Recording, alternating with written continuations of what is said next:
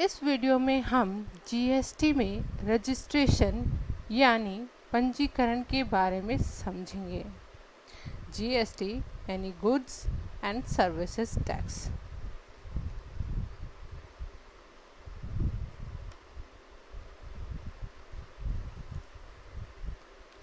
इस वीडियो में हम चैप्टर 6 ऑफ सीजीएसटी एक्ट यानी central goods and services tax के एक्ट के बारे में पढ़ेंगे, जो कि हमने सेक्शन 22 से लेकर सेक्शन 30 तक इंक्लूड किया है, जो रजिस्ट्रेशन के बारे में बताता है।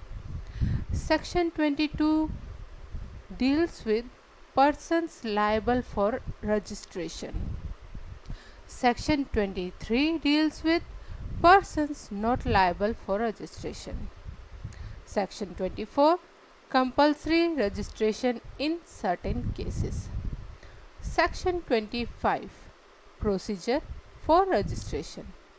Section 26 deemed registration. Section 27 talks about special provisions relating to casual taxable person and non-resident taxable person. Section 28 amendment of registration. Section 29 cancellation of registration, and section 30 deals with revocation of cancellation of the registration.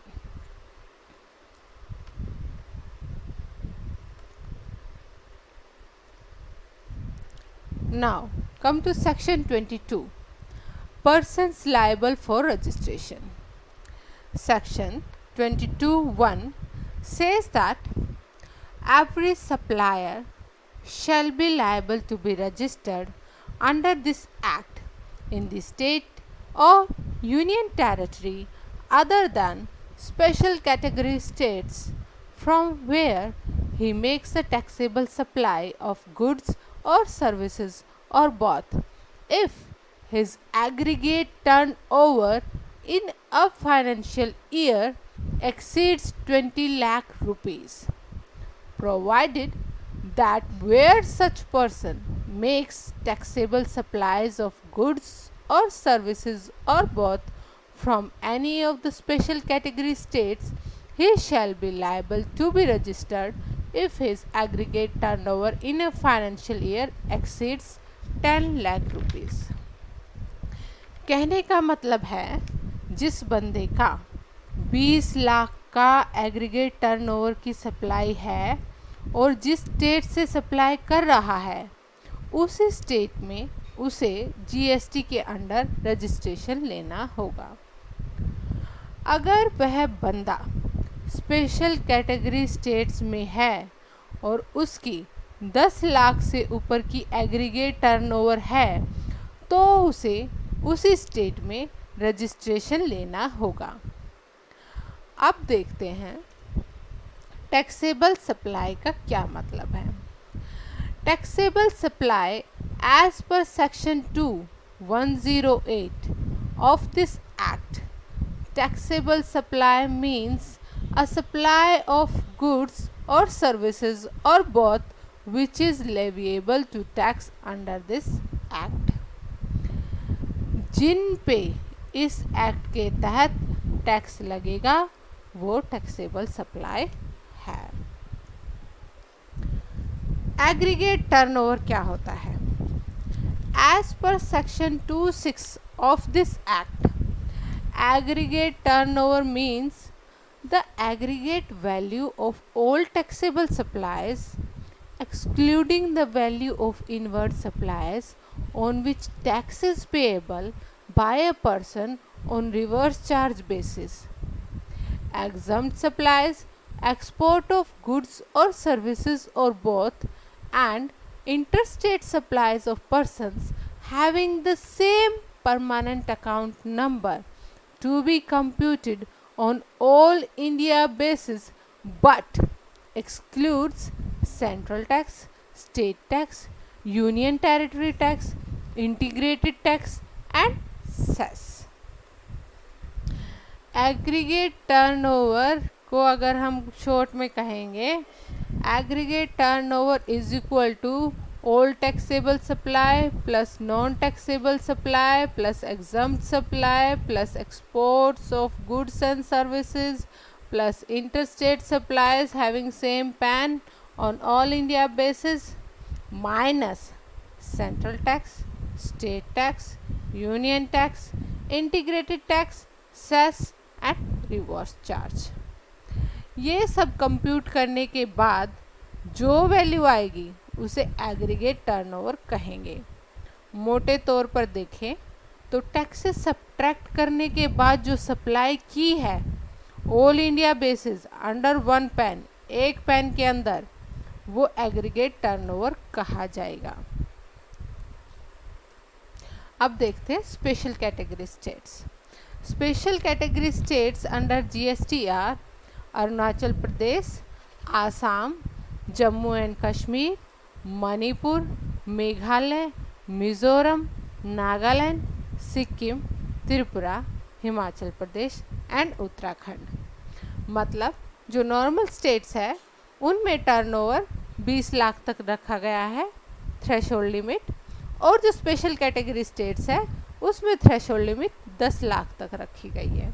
यानी जो 20 लाख तक है उन्हें registration लेने की कोई ज़रूरत नहीं है, और स्पेशल कैटेगरी स्टेट्स में जिनका टर्नओवर 10 लाख तक है उनको भी रजिस्ट्रेशन लेने के लिए ज़रूरी नहीं है. अब बढ़ते हैं सेक्शन 22 की तरफ. Section 22(2) reads as every person who on the day immediately preceding the appointed day is registered or holds a license under an existing law shall be liable to be registered under this act with effect from the appointed day.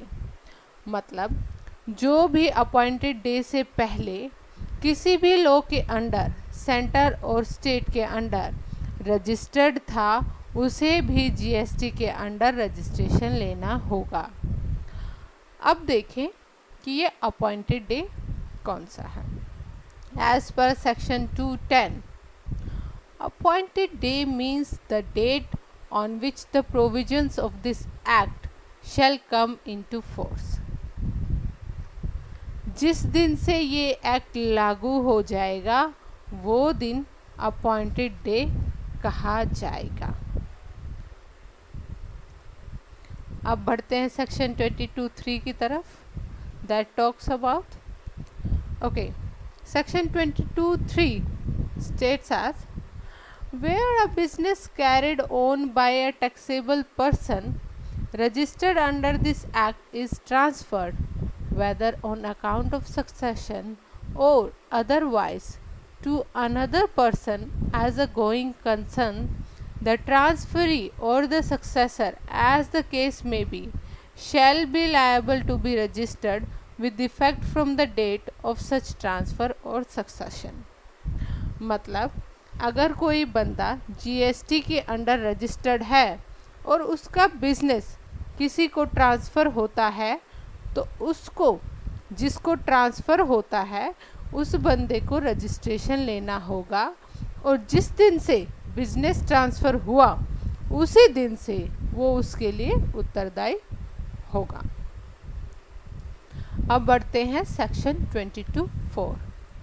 Section 22(4) says that notwithstanding anything contained in subsection 1 and 3 in a case of transfer pursuant to sanction of a scheme or an arrangement for amalgamation, or as the case may be, demerger of two or more companies pursuant to an order of a high court, tribunal, or otherwise, the transferee shall be liable to be registered with effect from the date on which the registrar of companies issues the certificate of incorporation giving effect to such order of the high court और tribunal.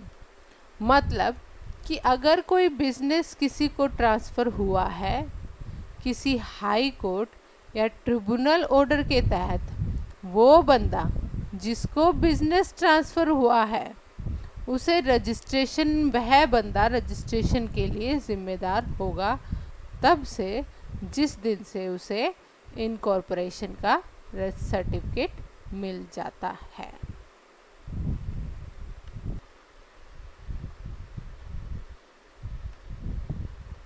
Now come to section 23।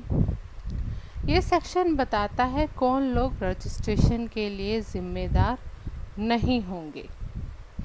Section 23(1) states as the following person shall not be liable to registration, namely any person engaged exclusively in the business of supplying goods or services or both that are not liable to tax or wholly exempt from tax under this act or under the Integrated Goods and Services Tax Act। जो लोग इन चीज़ों का business करते हैं जो पूरी तरह से टैक्स से एग्जम्प्टेड हैं, वो लोग रजिस्ट्रेशन लेने के लिए रिस्पॉन्सिबल नहीं हैं। Be an agriculturist to the extent of supply of produce out of cultivation of land, यानी कोई किसान खेती से प्राप्त सामान की सप्लाई करता है, उसे रजिस्ट्रेशन लेना ज़रूरी नहीं है। Now section 23(2). Section 23(2) states as government may on recommendations of the council by notification specify the category of persons who may be exempted from obtaining registration under this act।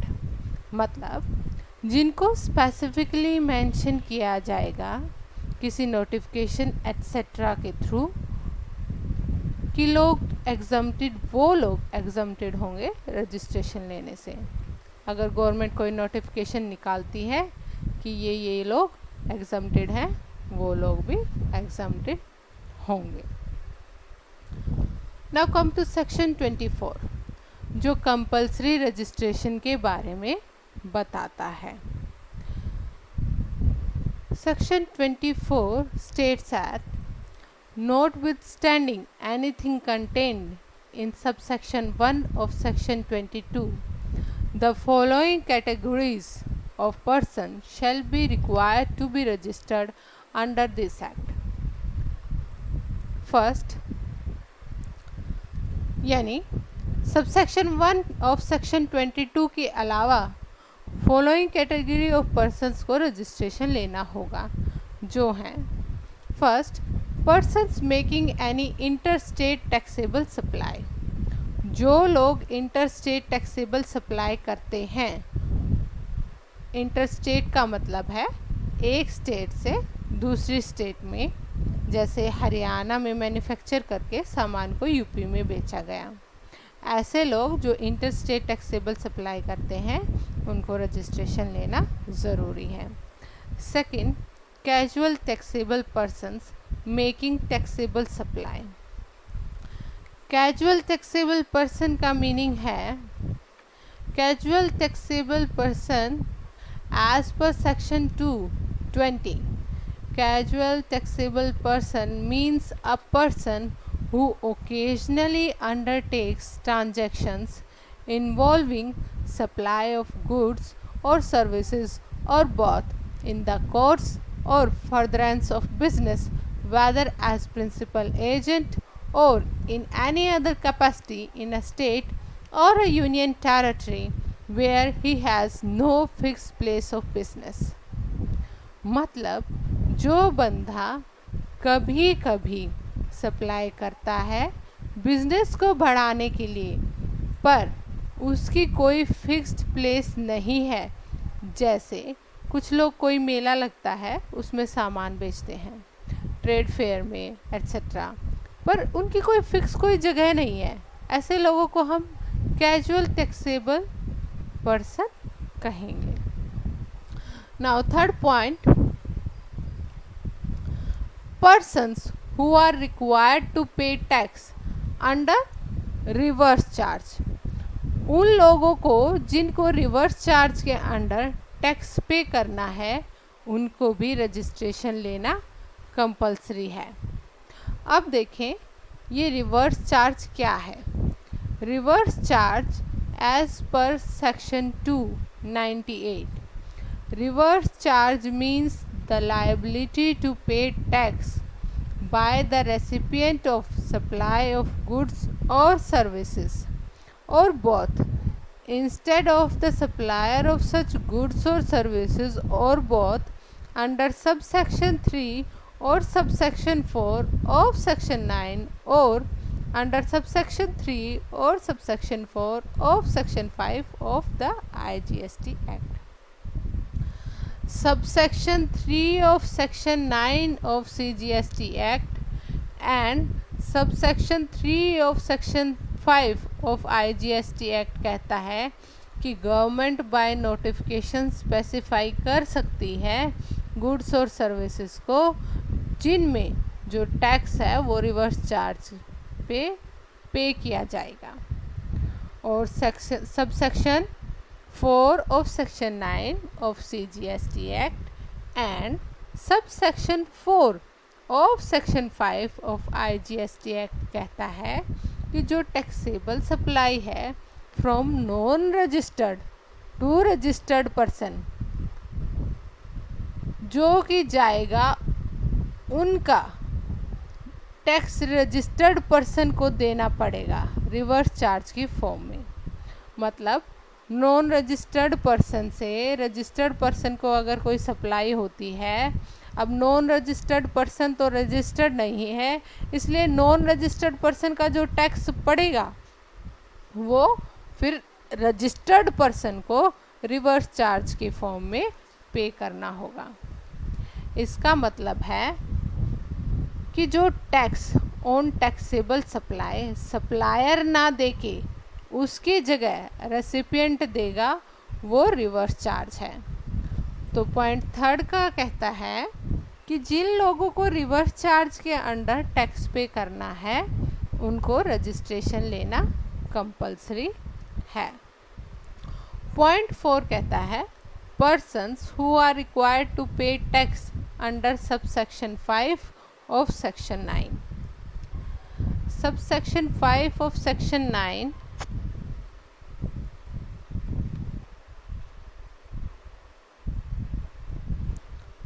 Point 4 है persons who are required to pay tax under subsection 5 of section 9.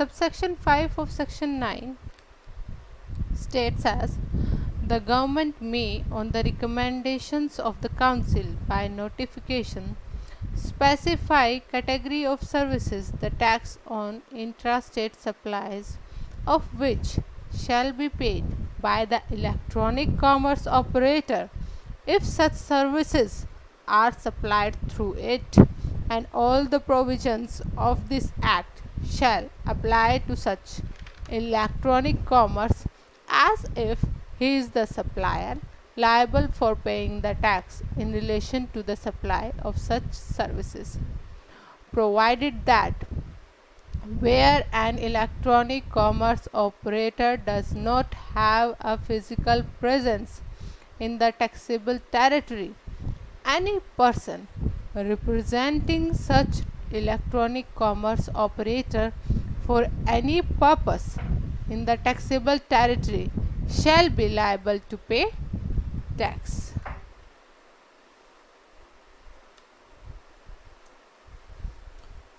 Provided further that where an electronic commerce operator does not have a physical presence in the taxable territory and also he does not have a representative in the said territory, such electronic commerce operator shall appoint a person in the taxable territory for the purpose of paying tax, and such person shall be liable to pay tax. Intrastate का मतलब है with in the state.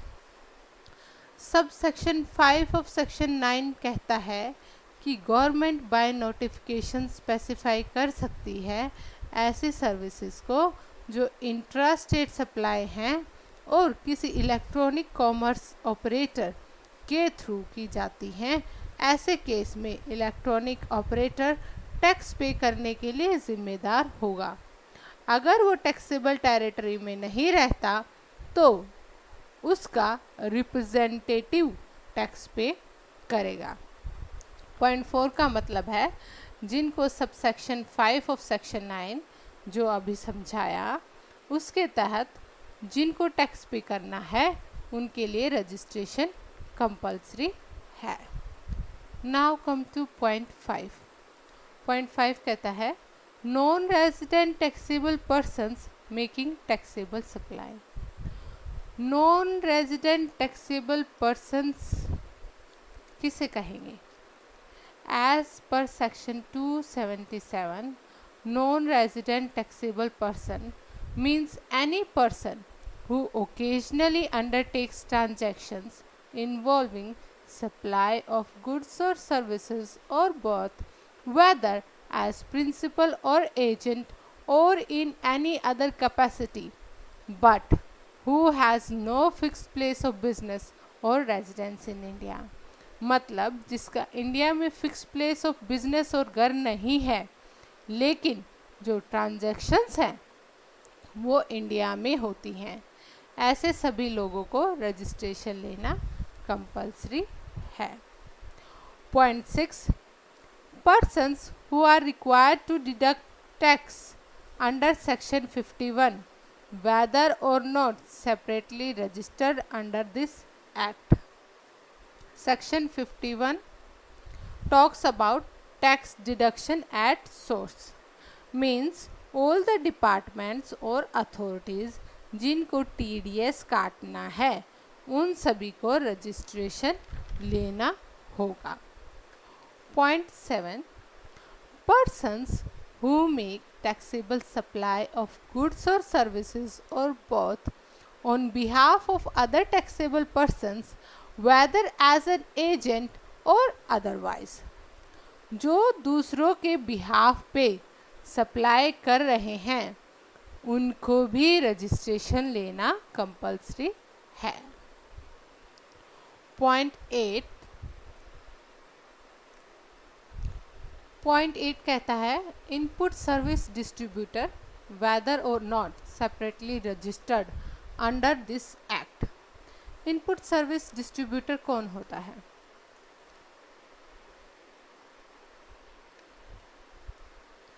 Input service distributor as per section 261 input service distributor means an office of the supplier of goods or services or both which receives tax invoices issued under section 31 towards receipt of input services and issues a prescribed document for the purposes of distributing the credit of central tax, state tax, integrated tax or union territory tax paid on the said services to a supplier of taxable goods or services or both having same permanent account number as that of the said office।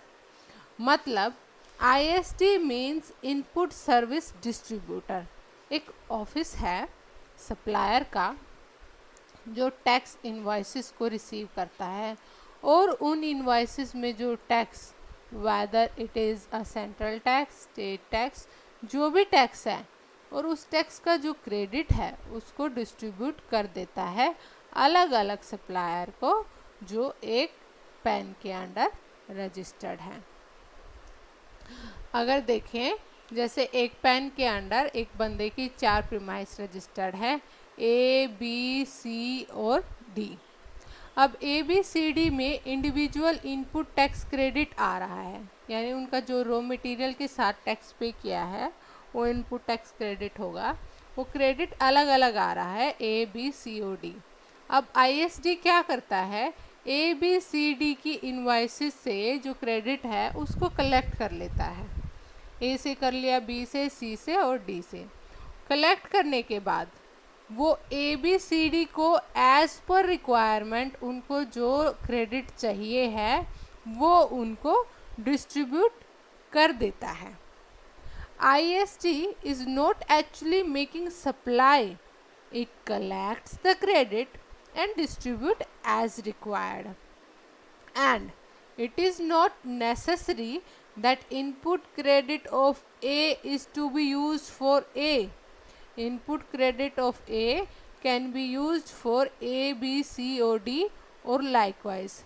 मतलब A के पास credit बहुत ज़्यादा आया, लेकिन B को अब ज़रूरत ज़्यादा है क्रेडिट की टैक्स पे करने के लिए, तो A का क्रेडिट B भी यूज़ कर सकता है। A को क्रेडिट की कम ज़रूरत थी लेकिन आया ज़्यादा था, तो IST A से कलेक्ट किया और उस क्रेडिट को B की ज़्यादा ज़रूरत थी तो B को ट्रांसफ़र कर दिया।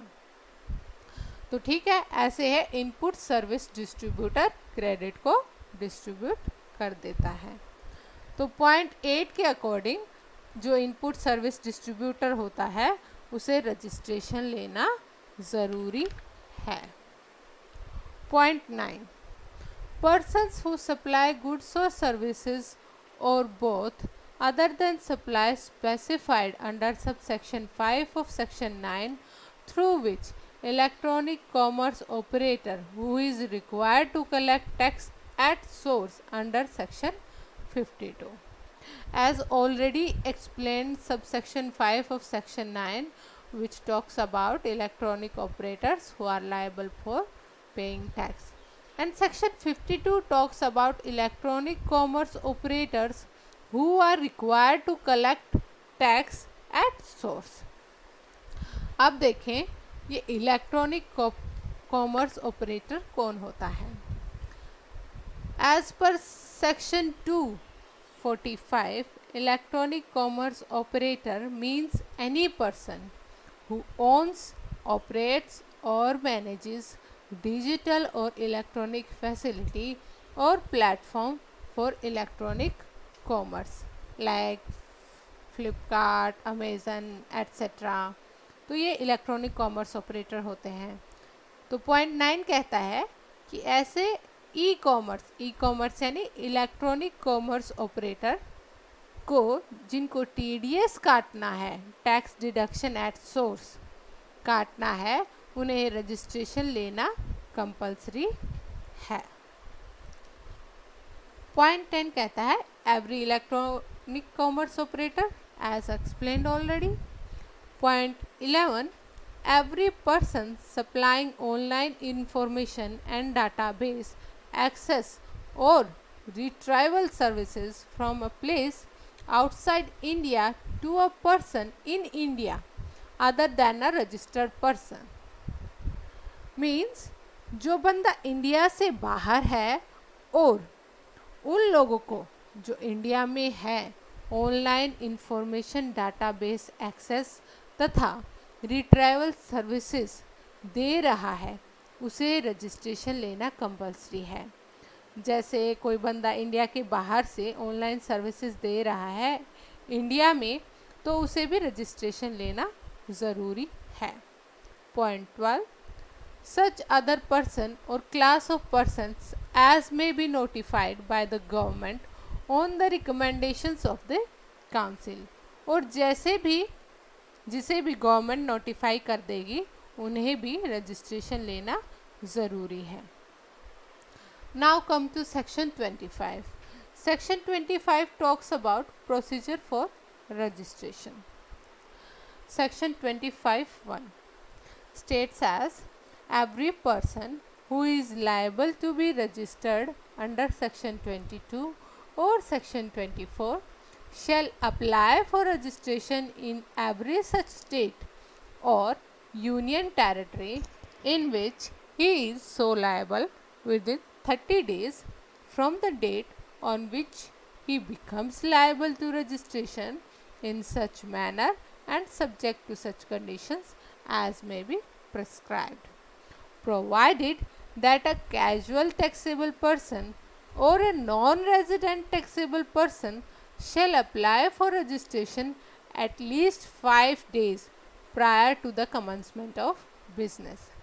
मतलब हर वो बंदा जो रजिस्ट्रेशन लेने के लिए लायबल है उसे 30 दिन के अंदर अपनी स्टेट और यूनियन टेरिटरी में रजिस्ट्रेशन ले लेने के लिए अप्लाई कर देना है। और जो कैजुअल टैक्सेबल पर्सन है और नॉन रेजिडेंट टैक्सेबल पर्सन है, उन्हें अपना बिजनेस शुरू करने के 5 दिन पहले रजिस्ट्रेशन के लिए अप्लाई कर देना है। इसी सेक्शन में एक्सप्लेनेशन दी गई है कि every person who makes a supply from the territorial waters of India shall obtain registration in the coastal state or union territory where the nearest point of the appropriate baseline is located। जो बंदा territorial water of India से supply कर रहा है वो उस state और union territory में रजिस्ट्रेशन लेगा जिसमें उसकी बेसलाइन का नियरेस्ट पॉइंट टच करेगा। Now come to section 25(2) which states as a person seeking registration under this act shall be granted a single registration in a state or union territory, provided that a person having multiple business verticals in a state or union territory may be granted a separate registration for each business vertical, subject to such conditions as may be prescribed। मतलब एक pan के under एक बंदे को एक state और union territory में एक ही रजिस्ट्रेशन मिलेगा। अब अलग अलग प्रीमाइस के लिए अलग रजिस्ट्रेशन नहीं लेना होगा। अब ये बिजनेस वर्टिकल का क्या मतलब है? As per section 218, business vertical means a distinguishable component of an enterprise that is engaged in the supply of individual goods or services or a group of related goods or services which is subject to risk and returns that are different from those of other business verticals। मतलब जैसे किसी एक बंदे के business है, एक वो toys बनाता है, दूसरी फैक्ट्री में वो शूज़ बनाता है और एक रेस्टोरेंट खोला हुआ है। ये तीनों अलग अलग बिजनेस है, तो एक स्टेट में तीनों के लिए अलग अलग रजिस्ट्रेशन ले सकता है। मगर अगर उसी के दो अलग अलग जगह पर एक ही बिजनेस है, यानी दो प्रीमाइस है और दोनों में वो ट्वाइस ही बनाता है, तो वो एक ही रजिस्ट्रेशन लेगा, दूसरी जगह को वो अदर प्लेस ऑफ बिजनेस में रखेगा। Clear? Now come to section 25(3). A person, though not liable to be registered under section 22 or section 24, may get himself registered voluntarily, and all provisions of this act as are applicable to a registered person shall apply to such person। मतलब जो बंदा registration के liable नहीं है वो चाहे तो खुद से रजिस्ट्रेशन ले सकता है और इस एक्ट के सारे प्रोविजंस उस पर वैसे ही अप्लाई होंगे जैसे किसी अन्य रजिस्टर्ड पर्सन पर। Now come to section 25(4). Section 25(4) says a person who has obtained or is required to obtain more than one registration, whether in one state or union territory or more than one state or union territory, shall, in respect of each such registration, be treated as distinct persons for the purposes of this act। जिस बंदे के एक से ज़्यादा registration हैं उसके हर registration को एक सेपरेट एंटिटी ट्रीट किया जाएगा। Section 25(5) says that where a person who has obtained or is required to obtain registration in a state or union territory in respect of an establishment has an establishment in another state or union territory, then such establishments shall be treated as establishment of distinct persons for the purposes of this act। एक बंदे की एक से ज़्यादा state में establishment है तो हर establishment को अलग ही ट्रीट किया जाएगा। Now come to section 25(6).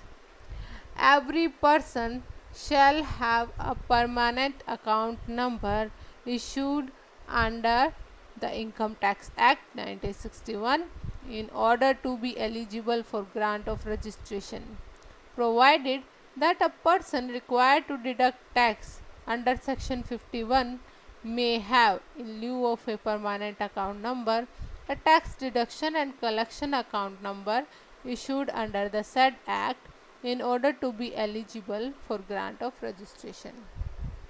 मतलब हर बंदे को रजिस्ट्रेशन लेने के लिए पैन का होना ज़रूरी है और जिनको टीडीएस काटना है वो लोग पैन की जगह tax deduction and collection account number ले सकते हैं। Section 25(7) says that notwithstanding anything contained in subsection 6, a non-resident taxable person may be granted registration under subsection 1 on the basis of such other documents as may be prescribed। अगर कोई non resident taxable person है, उसका pan नहीं है, कुछ इसी तरह के डॉक्यूमेंट्स जो बताए जाएंगे उनके आधार पर रजिस्ट्रेशन दिया जा सकता है। Section 25(8). Section 25(8) says as where a person who is liable to be registered under this act fails to obtain registration, the proper officer may, without prejudice to any action which may be taken under this act or under any other law for the time being in force, proceed to register such person in such manner as may be prescribed। मतलब अगर किसी को registration लेना चाहिए था और उसने registration नहीं लिया तो प्रॉपर ऑफिसर उसको रजिस्टर कर सकता है उस मैनर में जो प्रिस्क्राइब किया हुआ है। Section 25(9). Section 25(9) says as notwithstanding anything contained in subsection 1, any specialized agency of the United Nations organization, any multilateral financial institution and organization notified under the United Nations Privileges and Immunities Act 1947, consulate or embassy of foreign countries, and b. any other person or class of persons as may be notified by the Commissioner shall be granted a unique identity number in such manner and for such purposes, including refund of taxes on the notified supplies of goods or services or both received by them as may be prescribed। मतलब किसी भी agency of UNO, embassy etcetera या जो लोग commissioner के द्वारा notified हैं उनको रिफंड पर्पसेस के लिए एक यूनिक आइडेंटिटी नंबर दिया जाएगा। क्या होता है कि एम्बेसी वगैरह को जो सामान, सर्विसेज एट्सेट्रा सप्लाई की जाती है उसकी जो ये टैक्स पे करते हैं उसके रिफंड के लिए अप्लाई किया जाता है, उसी के लिए इन्हें यूआईएन मतलब यूनिक आइडेंटिटी नंबर प्रोवाइड किया जाएगा। Now come to section 25(10) that says as the registration or the unique identity number shall be granted or rejected after due verification in such manner and within such period as may be prescribed। Registration और UIN grant किया जा सकता है और reject किया जा सकता है वेरिफिकेशन के बाद within a particular time period as may be prescribed. ऐसा नहीं है कि एक बार आपने अप्लाई कर दिया तो रजिस्ट्रेशन मिल जाएगा। आपके डॉक्यूमेंट्स एट्सेट्रा सभी वेरीफाई किए जाएंगे। जब सारी कंडीशंस फुलफिल हो जाएंगी तो ही आपको रजिस्ट्रेशन मिलेगा। and proper officer will verify all this. Section 25(11). A certificate of registration shall be issued in such form and with effect from such date as may be prescribed. एक certificate of registration issue कर दिया जाएगा. Section 25(12). A registration or unique identity number shall be deemed to have been granted after the expiry of the period prescribed under subsection 10 if no deficiency has been communicated to the applicant within that period. मतलब आपने registration के लिए apply कर दिया, अगर वो time period prescribed है, proper officer ने आपको उसकी डेफिशिएंसी के बारे में नहीं बताया, तो रजिस्ट्रेशन ग्रांटेड माना जाएगा. डेफिशिएंसी का मतलब है कि किसी डॉक्यूमेंट में